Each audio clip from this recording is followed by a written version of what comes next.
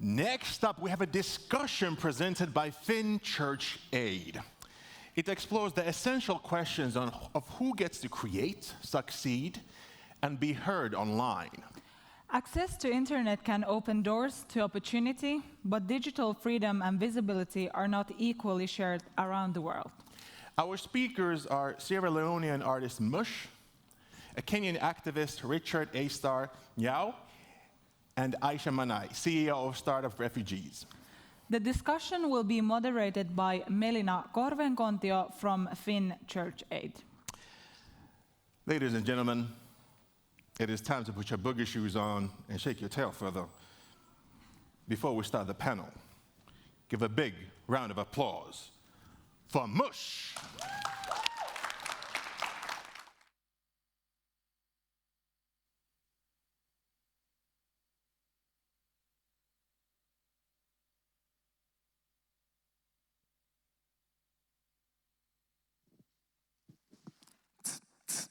Hello, hello, hello, hello. Wonderful day to all of you. Hello.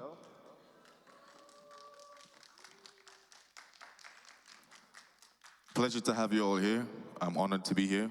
My name is Mushraf, but I go by the artist name of Mush and Mushraf. I'm from Sierra Leone, but I've lived through Ghana, Spain, and I've been in Finland for the past 6 years. We're gonna give you a song called Mush March, which was in my late album.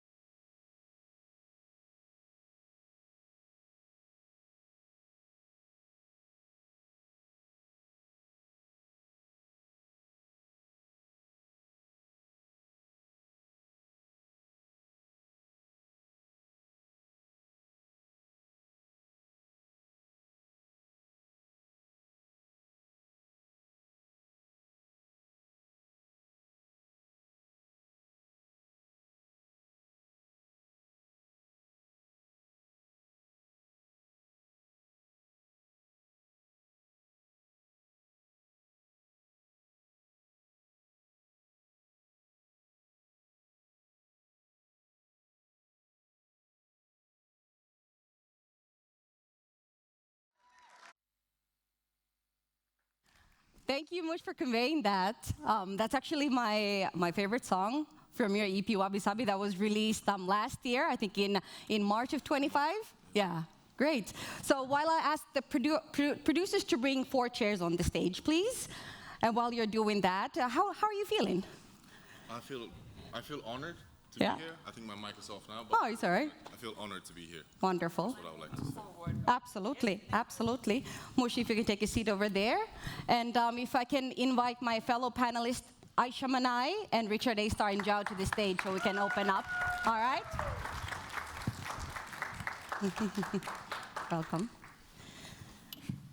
So before we go in, I want to have like few rapid fire questions. Mush, in 2 words, what is that song about?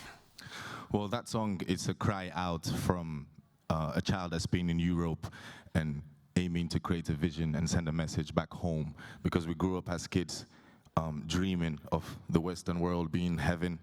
And so I have been in heaven now, and I know what it's like. So I'm speaking back to those kids and to align that reality might not be what it seems. Thank you. Aicha, rapid fire. 2 words, how did that song make you feel? Tell the audience. Warm and fuzzy. All right, Richard, Good.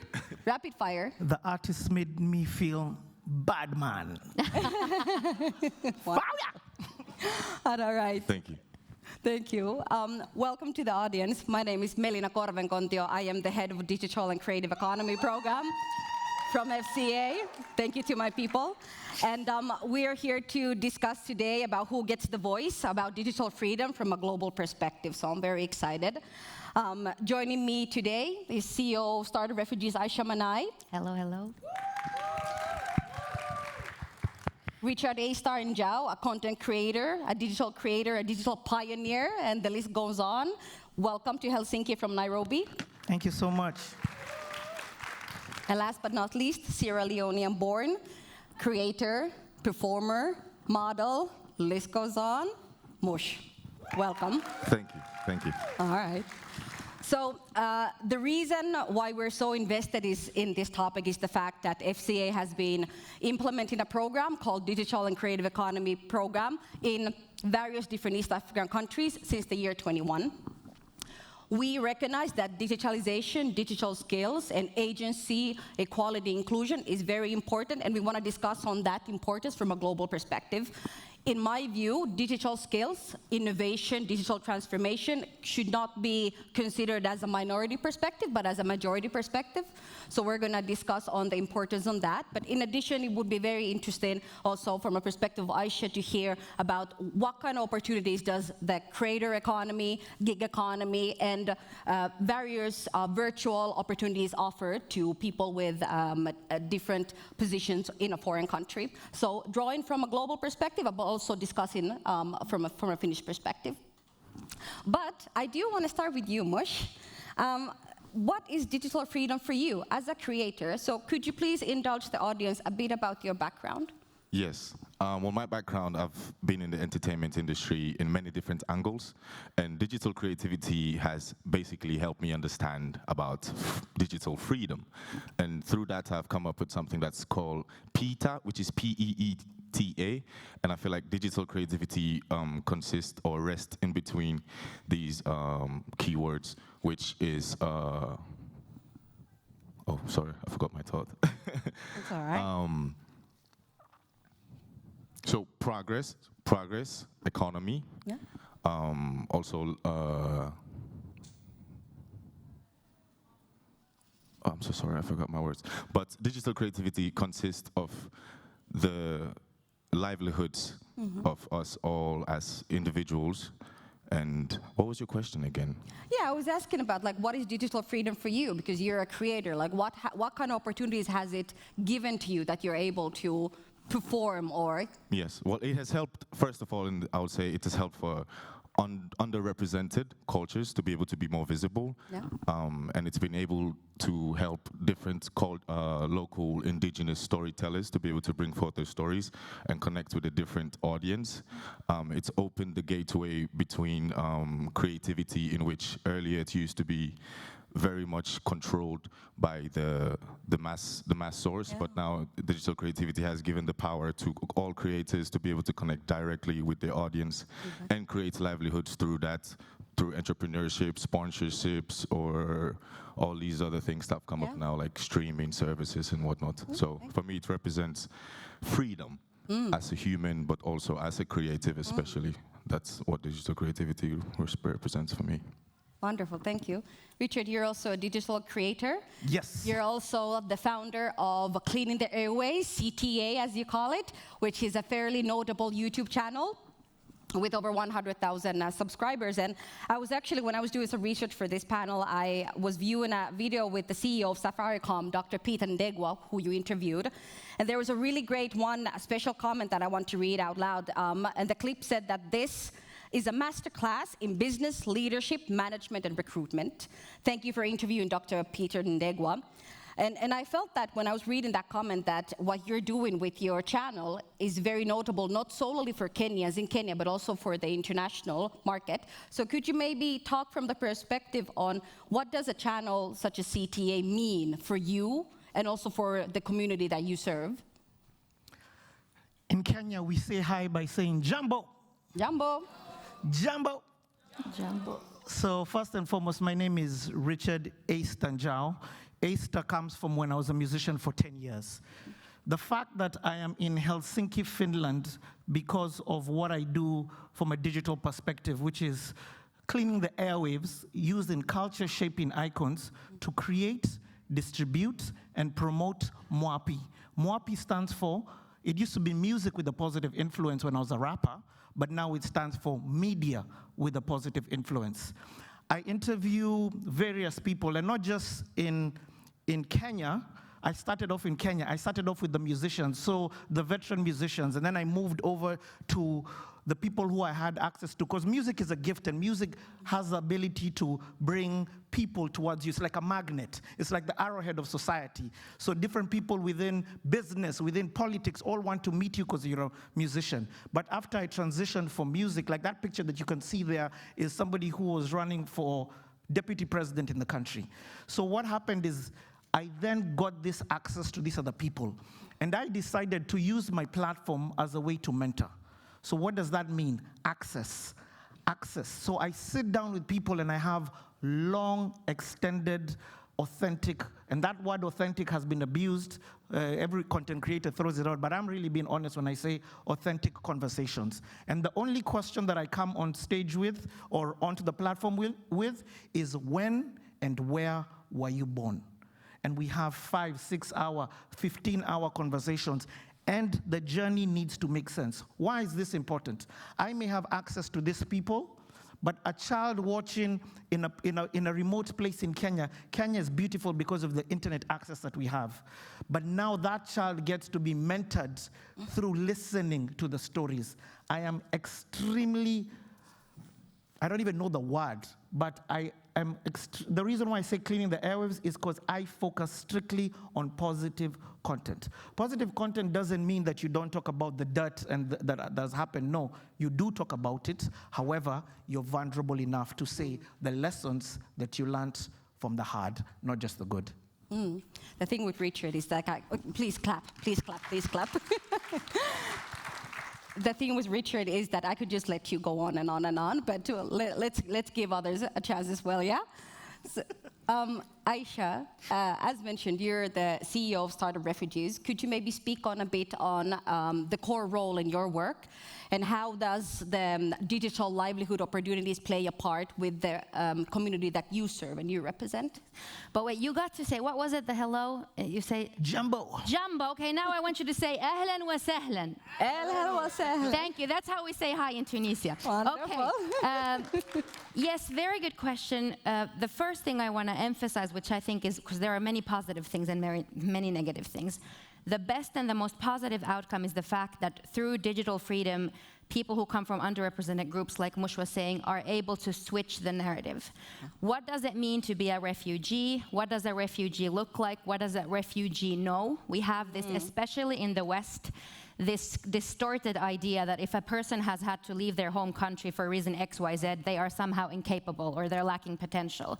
And digital channels allow people to showcase who they really are, what their talents are, and especially also showcase, for example, what the African continent is. And I feel that through social media channels, through different digital pathways, we've been able to portray a completely different story of what does an African look like, or what is happening, how much progress is taking place in Africa in many different, we have like the greatest startup hubs in Nigeria, and we have many awesome things happening in Kenya, and etc.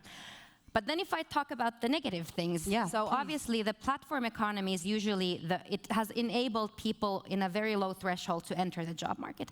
Obviously you can see people, driving Bolt, driving for Volt, Foodora that has now left Finland, and they usually say that, we are just, supporting these people, that they would not have any other ways of making an income. And yeah, okay, they may be right, but at the same time, these people are then trapped. And unfortunately, we see this as startup refugees on a daily basis. We have people who have come here as refugees. They might have master's degrees, they might have awesome digital literacy, coding skills, etc., but then they're stuck driving as couriers. And they're not able to get out of that. And because you don't understand the legalities of Finland, you don't understand what an employee's rights are in this country, it is very easy for you to then be abused. So at Startup Refugees, even though we're not like an institution, we don't have any power over the law, but we of course do try to influence decision makers and at the same time support these extremely talented, motivated individuals to get out of that. Get out of the platform economy that is not serving you and start doing something that actually will support you wonderful. going forward. Mush, any reflections on that? Please, some clapping. Any reflections on that? I think she represented very well how it feels as an immigrant in the institution of digital creativity and freedom in general. And I really love all the points that you made there. Because I feel like it's a story that might not be understood by the masses. And it plays a big role in culture, in entertainment, which of course we all consume here. And I feel like the business has to mix with the understanding of art and creativity. And being immigrants in this country, there's a lot of things that goes unhandled and that makes people feel underappreciated, even though they might be called contributing a lot to the culture. So my point is, I agree entirely with what would strengthen that? I'm going off the script a little bit, but what would strengthen that? I feel more panels like this, first of all, will strengthen that, because we even as the young youth nowadays, we actually care. We actually care about things like this, and we're more intellectual, and we actually want to look for better ways. We also want to understand. So I feel like having spaces and conversations like this, and having performance mixed with business relations, and having people like Aicha, like Richard and Njau, that can share their own perspectives from all the experience that they've had, and people like me also representing, and people like you in this institution as well. I think that's definitely, we strengthen it a lot more. Indeed, and we at FCA, with the program I mentioned, Digital and Creative Economy Program, we work in countries such as Kenya, Ethiopia, Uganda, and now in Nepal. So I just visited Ethiopia, and someone asked me, like, how did you feel in Ethiopia? Or how do you feel when you're traveling these countries? And I said, like, I feel how the youth feels. So I have a discussion with the youth. When I emote and understand what the youth are discussing, how they want to implement and develop their own country, that's how I feel, and that's the way that we're developing. But okay, next up, actually, we have a video of one of our DICE alumni by Joseph Raina. And he's actually going to discuss about the perspective on how did his father react when he mentioned that he wants to be an animator and a game developer, that he wants to pursue a career within the digital space in the creativity. And in addition to that, the interesting video is going to discuss about the importance on the momentum of the Gen Z riots. And maybe where I'm leading with this conversation and with this question is the fact that is digital freedom actually political? But first, let's watch the video quickly, and let's dive into the conversation on is digital freedom political? So when I was done with school, I was supposed to be an aeronautical engineer. My father knew that's what I'm supposed to be, or a pilot, and I went to him, hey Dad, I want to become an animator. An animator? what is even an animator? Is there anything like that? Can that bring you money? Can that pay your bills? But nowadays I see on Facebook, my son, the CEO of Jose Animation Studios, the best animator in Kenya is my son. He's very proud. So there was this time in our country we were having this maandamano protests happening because of a bill that was being released by the government. I'm an animator most of the time. I'm behind the screens. I don't go outside, not unless I'm only doing creative things. Most of part of this country, I will struggle if they pass this bill. What can I do to participate in this movement? So the documentary purpose was to show the world what was actually happening in Kenya, those who lost their lives during this protest, and the achievements that have been made. I'm sure it's going to be used in schools because that was a big thing. It should be in history right now. Wonderful. Richard, any feelings, any comments on the Gen Z riots and the momentum of that time? Firstly, let me say I love the Gen Z generation. And if you're here, clap for yourself.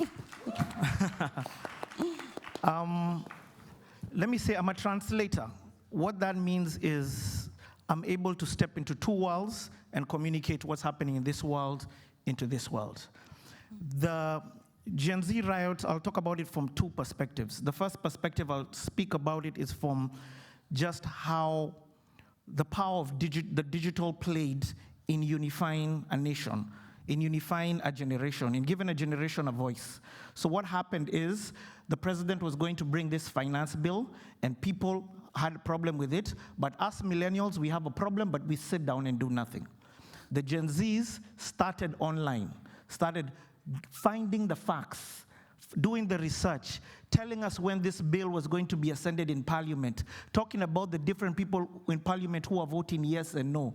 And they began that movement giving factual information, and then now they moved that movement from digital to offline. Now that's where we saw a power that we hadn't seen in years.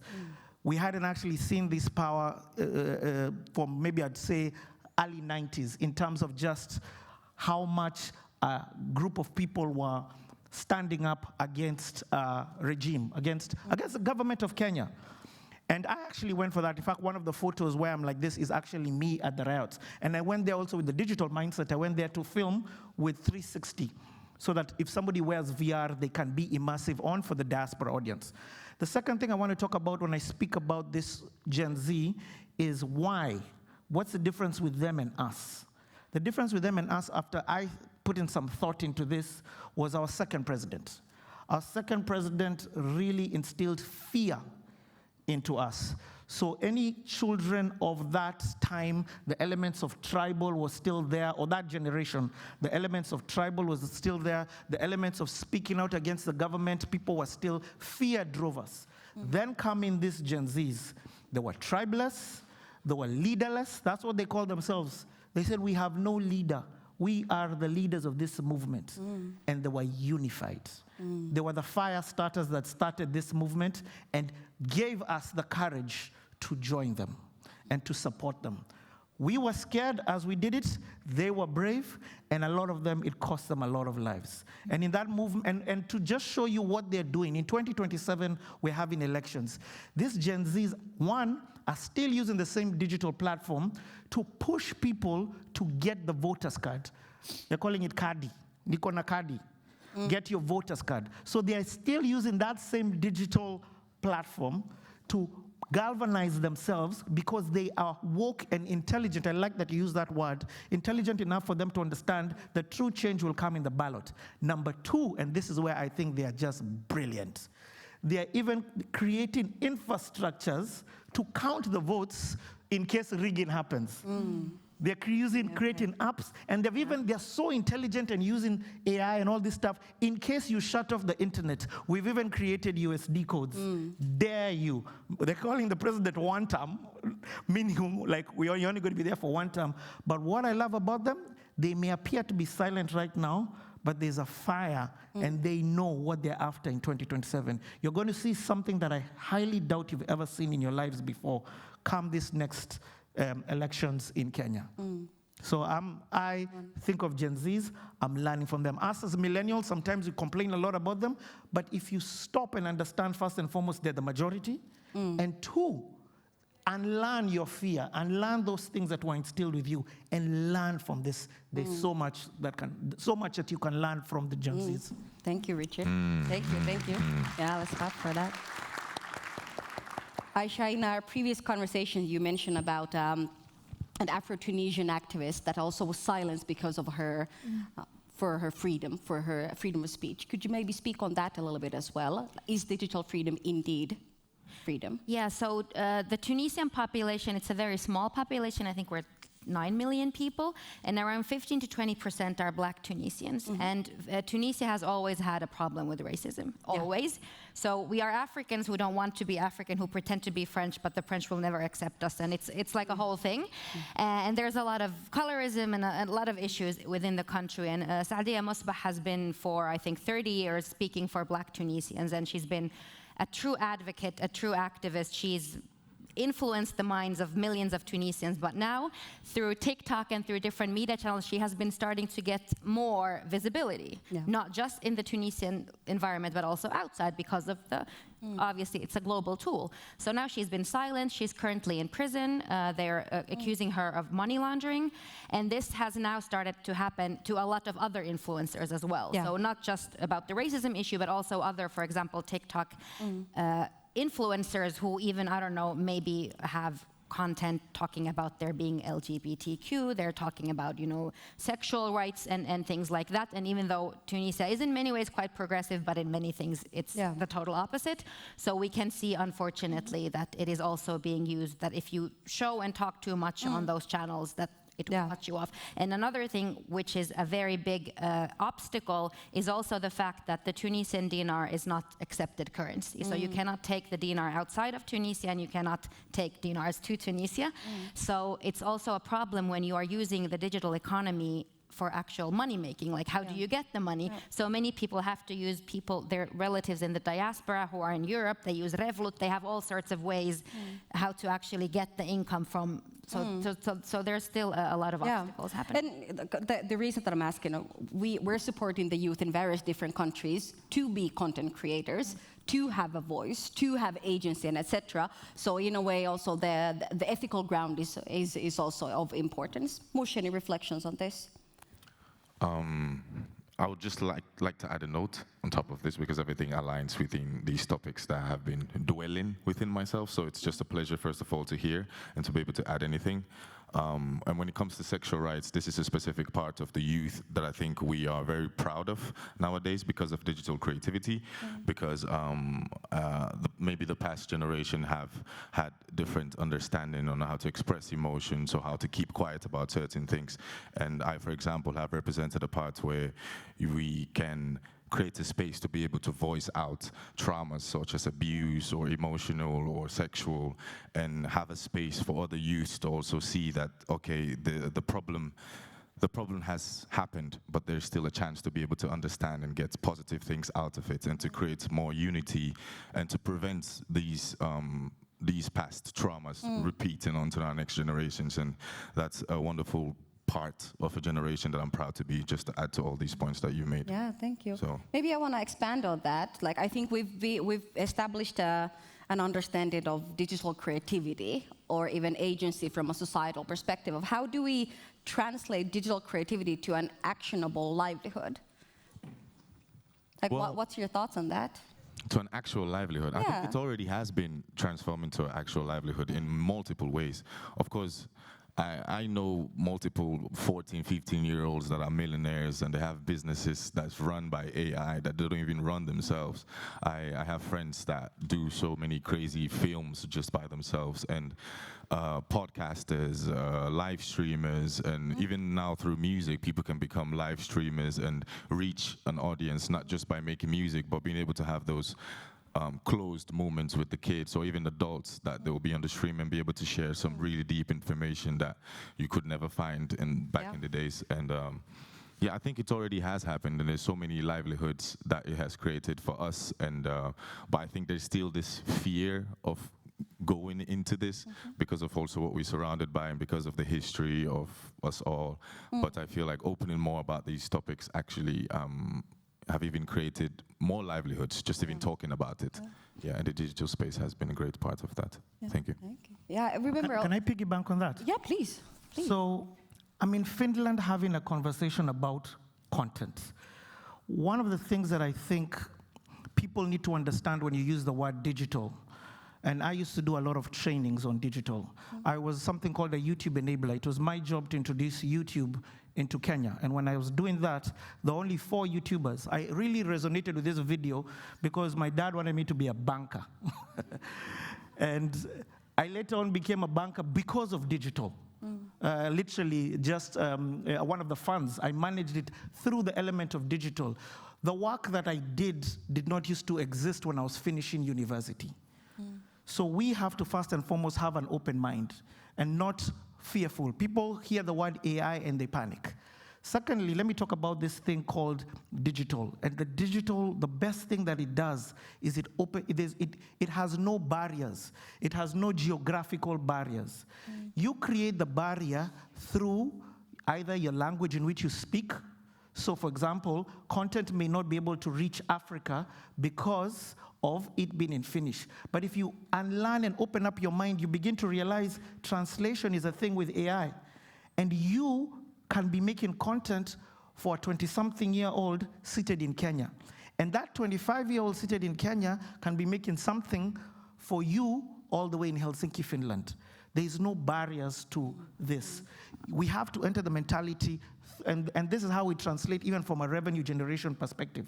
I was in Moldova today morning, and I'm going back to Moldova tomorrow to do filming there because I'm just impressed by that. I've gone to Estonia, I'm in Finland, because what's that entered in my mind is like, I'm not a citizen of just locked by the geographical boundaries called Kenya.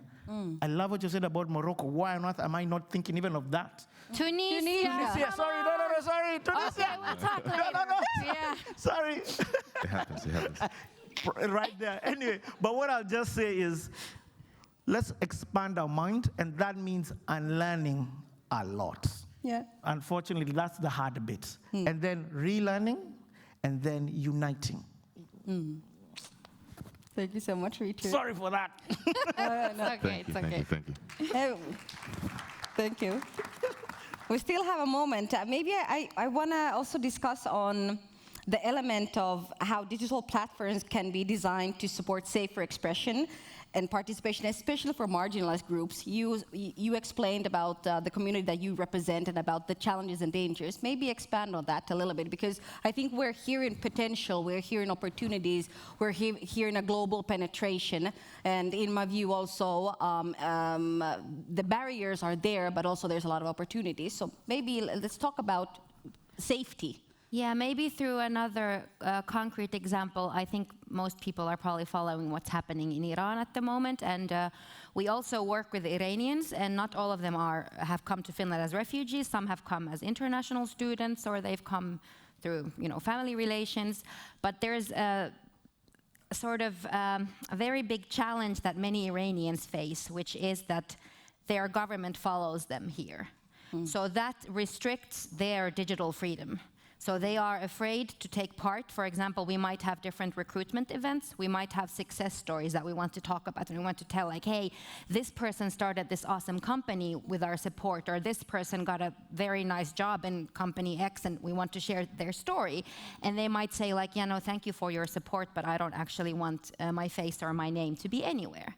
And now we've started to realize, like, okay, for us, because we're Finns, we think, like, why wouldn't you want? Of course you would. Who would not want to have some, fame on social media or get some story out there? But actually, many people don't, because they have their actual lives are at risk, and their families are at risk, and they, even though it's like a small thing, like they just got a job, but that can actually then mean that they will be followed more. They're going to, their phones are going to be tracked, and all of that. So that is something that I don't think we think about, because we are sort of so privileged, and we don't even think about things like that. Yeah, the responsibility. Yeah. Indeed. So guys, what are the drivers of digital freedom? What are the drivers? Yeah. The drivers of digital freedom. Yeah. In your opinion? Well, I'll have to say, of course, culture is one of the biggest drivers of digital freedom. And now, since it's in the hands of us all, because of digital freedom as well and digital creativity, it's one of the most important drivers, I feel, through entertainment, especially through all these gatherings and through all these events and music concerts and all the art installations that we do, to always represent all of these things as a forward progress towards a general sense of freedom in the digital world, but also in the personal, because I feel like it's both tied. And when we talk about digital creativity, digital freedom, it can be lost somewhere between the realities of personal people that are going through a lot, actually, of these issues. And the drivers, as I feel also millennials are also drivers of this whole thing, because you hold so much power. We have been raised under your society and under your understandings, and of course, due to respect, the fears that millennials also have, we also possess because of that. And if we also as youth are one of the driving forces, we can't do it alone. And if we choose to do it alone, it might seem like rebellion. And so we have to find a middle ground in between all these things that I mentioned, to be able to have a connection between the millennials and also the Gen Zs of the now, to be able to create a general understanding and let go of these fears that basically is affecting all of us, millennials and Gen Zs. If we want a much more safer world for our kids, our grandparents, our grandkids, I think it's a lot more unity. But I feel like we're all the driving forces of it. Yeah, thank you. Closing note, Richard. What drives you and your digital freedom? From a performer, from a rapper, working with CTA, also learning from Gen Z, what drives you? I'm driven by one thing, and that's ensuring that I fill up the potholes for the next generation. I can't just drive through the road and see potholes and leave it. I've got to fill it up so that those coming after me can have a smooth ride. And my parting shot is, I'd like to thank you, Holy Father. I've made it to my destination, the final chapter. This is my revelation. I have spoken with the nation. Now it's time for me to end this conversation. I hope they listened, found the spark. We call it inspiration. I've been through the ups and downs, trials and tribulation. I still fulfill my destiny, God's obligation. I pass the baton to the next generation. United we stand together, ready for redemption. Mistakes made me wiser. Failure brought frustration. Alcohol and drugs almost led to my destruction. I made a lot of mistakes, succumbed to temptation, but the Lord opened my eyes, woke from hibernation. Don't let the words of man stop your God-given elevation. God knows the answer before you ask a question. Wisdom I preach through this conversation. I hope you find the peace, the inner satisfaction. Wow. Aicha, you need to follow that. Yeah, I wish I have no What drives you? artistic bone in me, so no rap, nothing is coming. What I want to do is I want to shift the narrative. I want the Western world to understand that the Western world is the minority, the global South is the majority. Okay, let's clap on that. Yeah. You know, in 2050, every fourth person on the globe is going to be of African descent. Yes. We have to start talking about Africa, about Asia, West. Don't talk about Middle East, talk about Southwest Asia. That is the future, and we really have to start working together and realizing the truth. Yeah. Wonderful. Wonderful. Yeah. Absolutely. I'm moved. I'm super moved. And there's a comment that I received actually this morning about when these type of conversations shift from the perspective that, for example, African nations are the creators of their solutions and not the recipient of Western ideologies, then we're moving forward. So I think I want to close into that note and to thank our panelists, MUSH. Thank you so much for performing with us. Thank you, Aicha, for your work and shifting the narrative. Richard, thank you for spitting some bars. We needed that. But thank you also for your contribution. Yeah. But for the audience, thank you so much for being in this engaging conversation. We will be behind the stage at the Q&A. So if you have some questions you want to propose, please come and join us. But as for now, I thank you and have a lovely rest of the day. Thank you, Melina. Can I just say, I love how in Finland it is not pulling African timing. It finishes on time. I mean, we have 30 seconds. We've got 30 so- seconds, but it's not like, you know. Yeah, it's on the dot, man. Yeah. All right, thank you, guys. Good.